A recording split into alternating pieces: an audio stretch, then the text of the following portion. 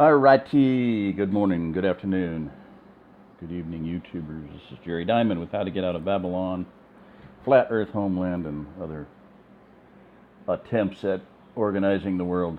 What are we doing today, Pinky? What are we doing today, Brainy? We're going to do the same thing we're trying to do every day. Pinky, take over the world. So, alright,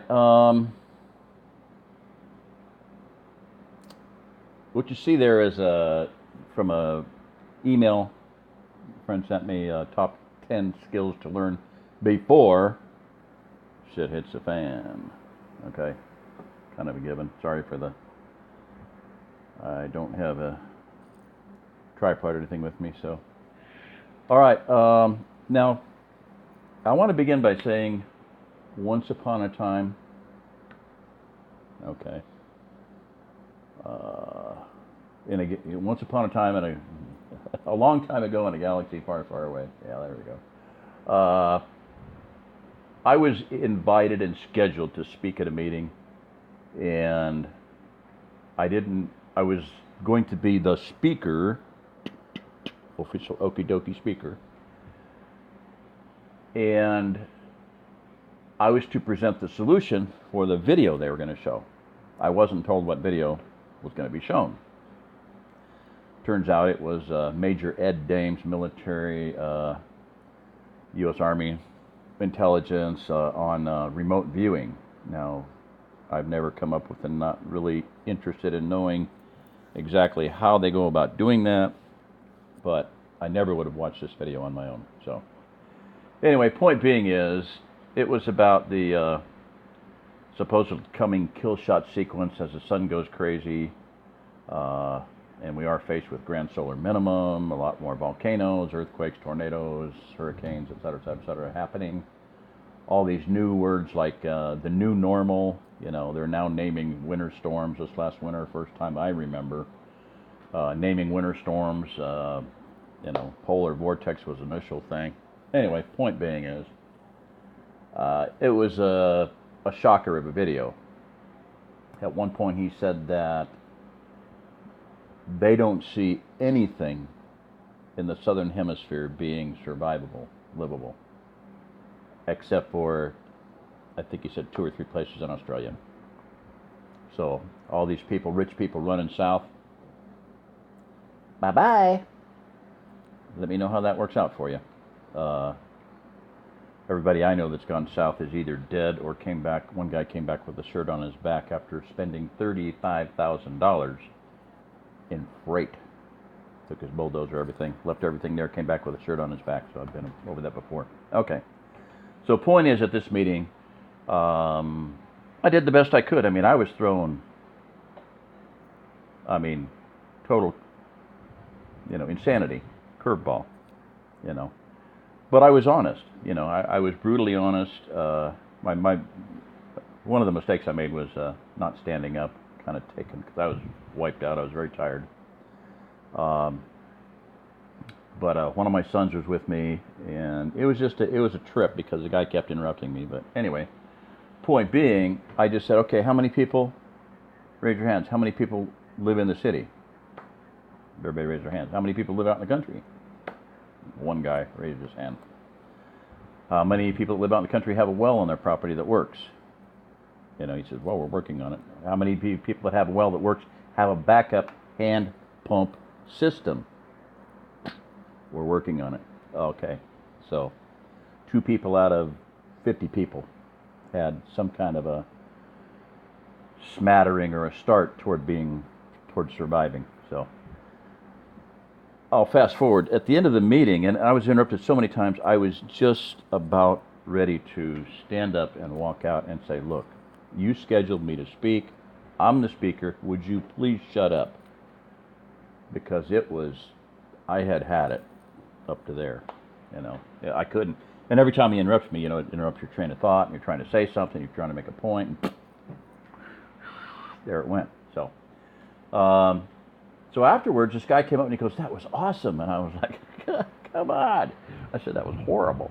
He goes, no. He said, you're thinking outside the box, And I said, well, we're going to have to. You know, if we can't think outside the box, we're not going to make it. And that's one of my major dictums of survival.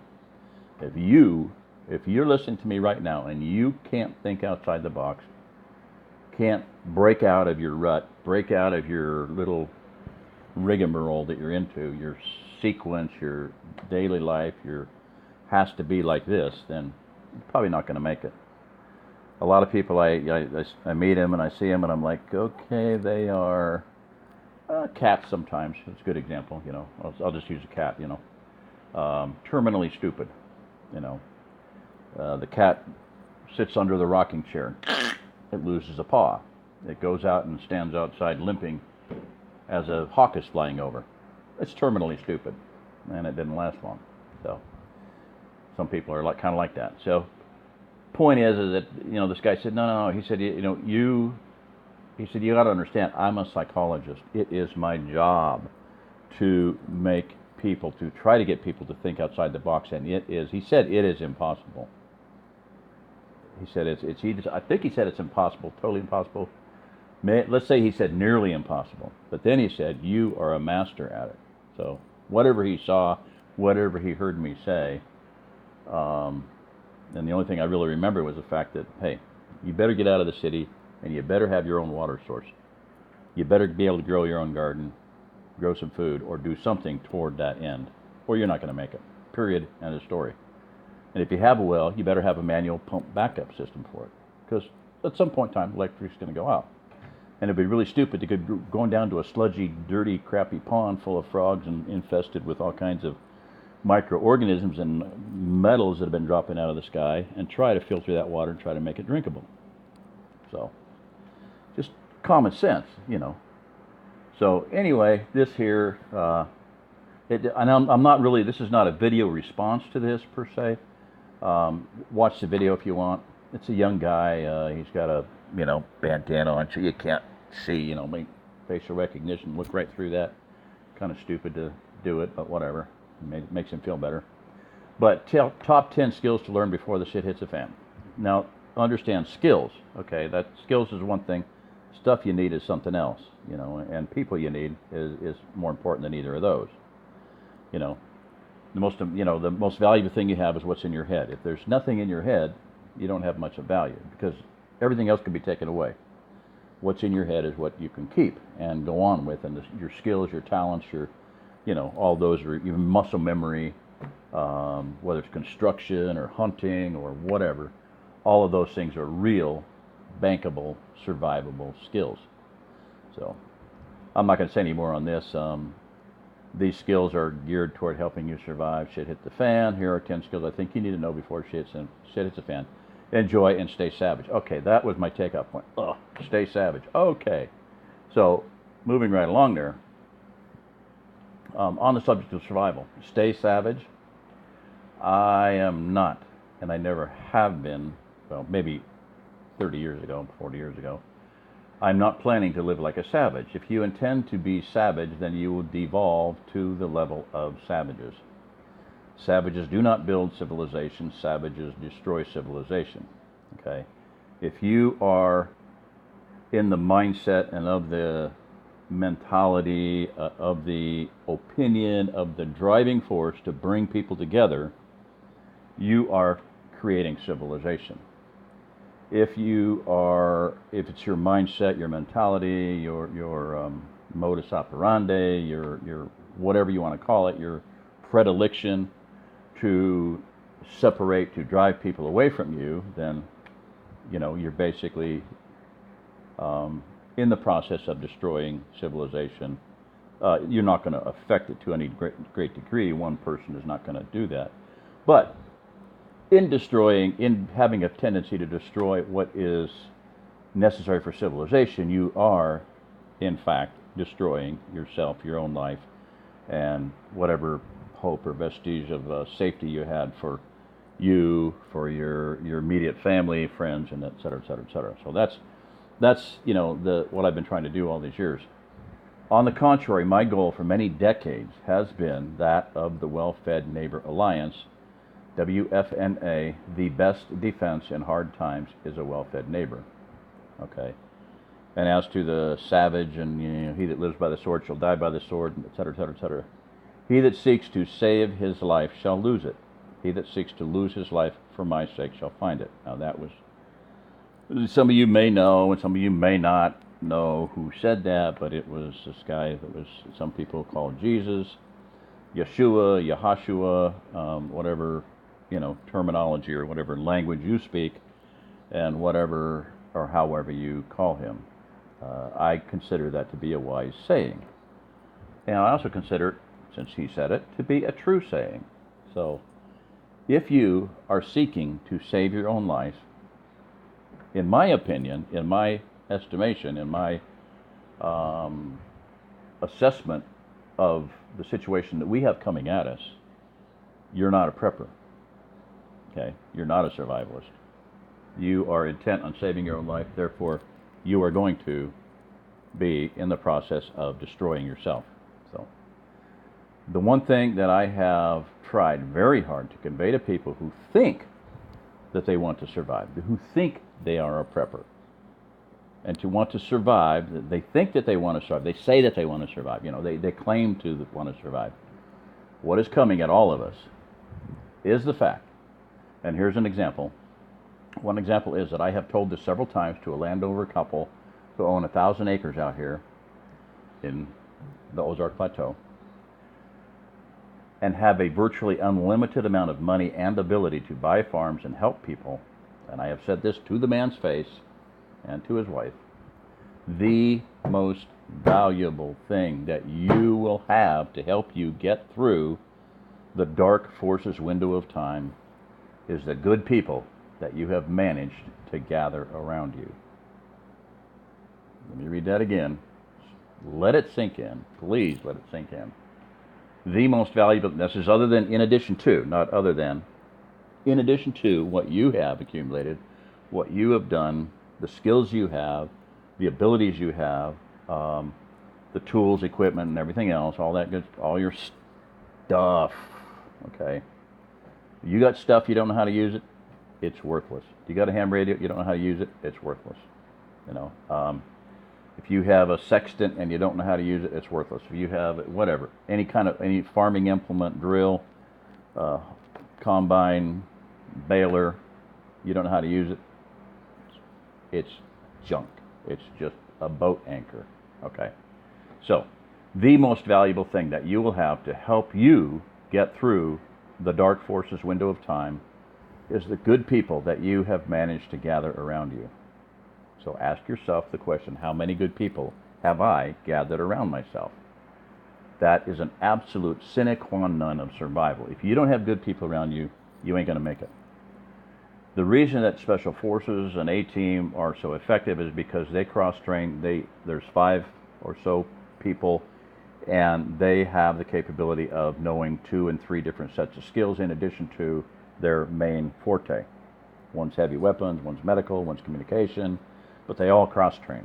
They all can do all of those things. It's not their expertise. Okay, they can all handle the radio. They can all do, first aid, do a tourniquet, whatever, patch a wound. So, I'm gonna go on from there because I was about to get into a little bit of a bunny trail and I don't want to do that right now. This man has made it almost seems like a life goal to accumulate land and wealth. That is his life. That was his life goal. He said, my dream was always to own 1,000 acres. And when I first met him, he had 960 acres. Okay. But his life goal to accumulate land and wealth, and yet hurt the best people that he has had around him and make them non-effective and non-productive. Okay. It hit me like a ton of bricks. It was a revelation. I was with a man that he had under his thumb, one of the most brilliant people that I've ever met in my life. We had built some wood gas stoves, and he said, well, I want to get a hold of it and tweak it. And I said, man, I think it's about perfect. He says, I can tweak anything. And he's right. He's good at it. He's built things from the ground up, designed and built things. An entire fifth wheel trailer, they built it, he and his brothers. You could not tell it wasn't a factory rolled off the factory floor. It was perfection. All right. Now this guy has perhaps done more damage to people than he's ever helped because of that. I ask him and anyone like him this question: are you helping to strengthen good people who hopefully are around you and enable them to be better, or are you opposing good people and rendering them less effective, or just totally negating them by doing damage to their lives? Which of those are you trying to do? If you are helping to strengthen good people, enable them to be better, bringing good people to you, gathering good people around you, your survival quotient is, it's on its way up if you're constantly doing that. If you tend to, whatever you want to say, shoot yourself in the foot, cut off your nose to spite your face, get mad about little things, make things up to get mad about, that's, and then there's people like that. It's been frustrating, the number of people that have come out here, and I'm a long-term subscriber. I've been listening to all your videos. Really? Wow, that's awesome, And have the person just turn around and walk away and go back to where they came from. One young man came out here to help me. He said, I've read your book. He said, I've been reading it for 3 weeks. And I went, 3 weeks? You can read it in 30 minutes. He said, I've been reading it and reading it and reading it. And he says, I get it. He says, I want to help you. And he had left his parents, and they had the understanding that he was going to come out and help and live out here. Well, he'd spent one night and went back. It was too cold. Sorry, he didn't have a lot of muscle mass.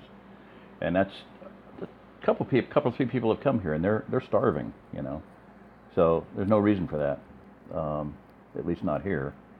So anyway, just, point being is gather people to you, gather good people to you, strengthen them, help them, bless them, be a part of their life, especially if they have a lot of stuff, if they have weaponry and all the other good stuff, and they have water purification and, shelter capability and different things, you might want to befriend those kind of people, okay? So, are you helping to strengthen good people and enable them to be better, or are you opposing good people and rendering them less effective? We will all be judged for what we did regarding that. Not me, it's just obvious statement of fact from Scripture, the Bible. I'm assuming some of you, at least out there, give that some credence and hold it with authority. All right. You might consider how many good people you have around you to help you with your health and help you with, nutrition, eating better food, eating healthier.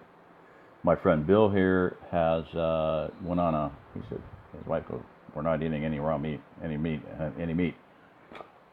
Basically, he had gout. He had issues with blood sugar. He's been diabetic, and 2-3 times a day he's checking his blood sugar, and it always mystified him because he would eat a really good meal and it would be super high, and he'd eat just a really bad, like potatoes and all this stuff, and it would be low. So anyway, but he's eating raw salad and vegetables and fruit, and his blood sugar is perfect, totally non-diabetic. His blood pressure is down. His gout is non-existent. So awesome. So anyway, you want help with your health. You want help with nutrition. You want help with your water source. Help with your heating capability to stay alive through the coming grand solar minimum ? Winter. Okay. So that's just, who are you helping? Who are you gathering to yourself? Are you gathering people to yourself? Are you helping people be better, be stronger? Consolidating the things needed to survive. There's people I don't even want to start going into it. The guys out there that have shotcrete machines and spray foam machines and concrete machines and backhoes and multiple chainsaws and multiple log splitters and multiple 4-wheel drive quads and on and on and on. And they're on one of the coasts, the left or the right. The east or the west or the east, the left coast or the right coast, the left coast or the wrong coast, the right coast or the wrong coast, whatever. All right. So if you know somebody that's a good person, is the best person you've ever had in your life to help you do that with you where you're at right now. Okay. If you know somebody like that, you know, try to. One guy moved out here, bought 10 acres from a church. Well, the church had a bunch of land, and I told him flat out, I said, if I had even 40 acres, I would give you 10 just to have you as my next door neighbor. I mean, the guy should not have paid anything for his land. They didn't need the money. Maybe they did, but just one of those types of people. He showed up at the wood gas stove build, and oh my gosh, flatbed truck, welder, everything, all the tools needed on the truck, ready to go. Just phenomenally creative and productive person. So, same thing with people from California with all the, let's say all the things to build a monolithic dome. Come on out. Here's 10 acres. Here's 20 acres. Please live next to me. Please live on my land. Yeah. So anyway, that's how I look at things. And give people incentive to want to live near you. If they're productive, if they're capable, especially if they have equipment. Hey, they're home. Okay, so I'm going to cut this off. All right. Thank you. Good night. How you doing? Ah.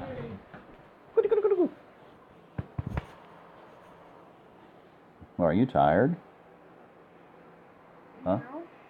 Huh? No. No? Why are you doing that to yourself? Huh? Why were you doing that to yourself? I don't know. You started doing it, so I finished it. That doesn't mean. What? That doesn't mean you can do it. No, it does not. What doesn't? Doing this when I do